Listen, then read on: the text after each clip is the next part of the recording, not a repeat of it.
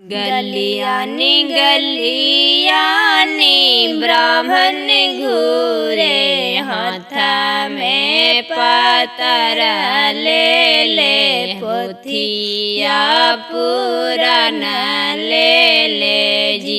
गलियानी गलियानी ब्राह्मण घूरे, हाथ में पतर ले ले, पोथिया पुराण ले ले जी।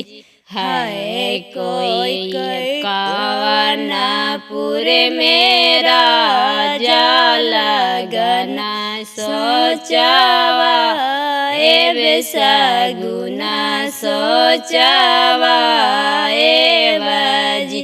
है कोई कानपुर मेरा लगना सोचवा, ए सगुना सोचवा ए बजी। अपनी महलिया से पापा बोलथिन, पापा अपना पापा जी। अपनी महलिया से पापा बोलथिन, पापा अपना पापा जी।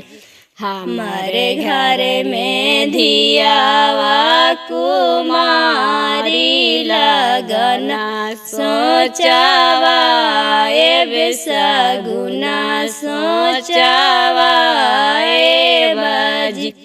हमारे घर में धियावा कुमारी लगना सोचवा, ए सगुना सोचवा ए बजी।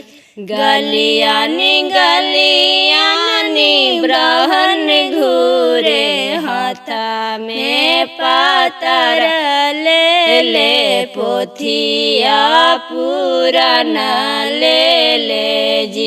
गलियानी गलियानी ब्राह्मण घूरे, हाथ में पतर ले ले, पोथिया पुराण ले ले जी।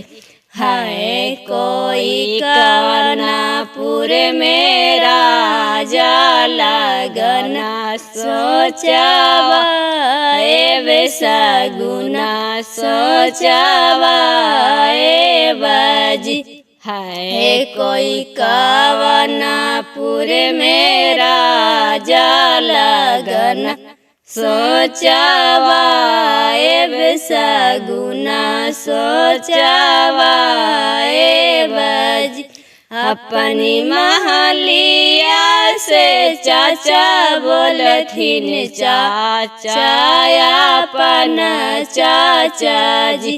अपनी महलिया से चाचा बोलथिन, चाचा अपना चाचा जी। हमारे घर में धियावा कुमारी लगना सोचवा, ए सगुना सोचवा ए बजी।